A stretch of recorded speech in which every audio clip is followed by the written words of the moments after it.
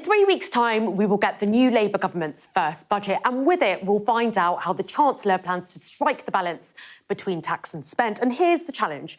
As you can see, government spending as a share of GDP, it's been rising. That spike there, that was the COVID years. And although it's been coming down, it's still projected to stay higher than it was before the pandemic. And things like higher debt interest payments, as well as social security payments, that's what's keeping that high. And as you can see, revenues, well, they're simply just not keeping up.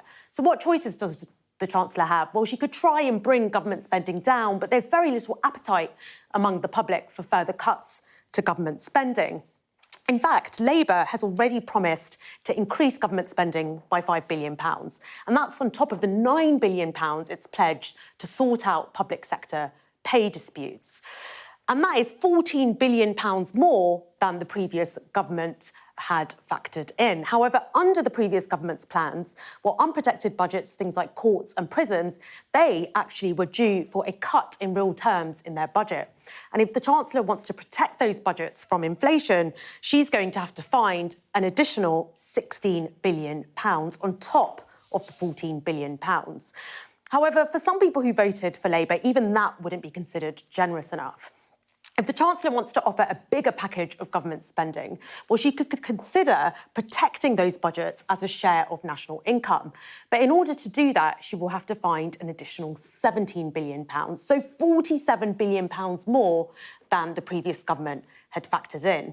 And she can't simply fund that through extra borrowing, because it looks like she's going to stick to her fiscal rule to have this type of spending only covered by tax receipts.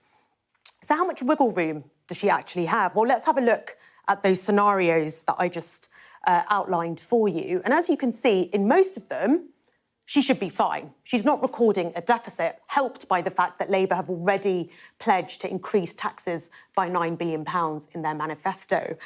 However, in the final scenario, if she wants to protect spending as a share of national income, she's going to have to find £16 billion in tax increases. That's on top of the £9 billion already outlined in the manifesto. So £25 billion in total, which is only going to add to a tax burden that is already at a generational high. So no easy answers for the Chancellor, only difficult political choices lie ahead.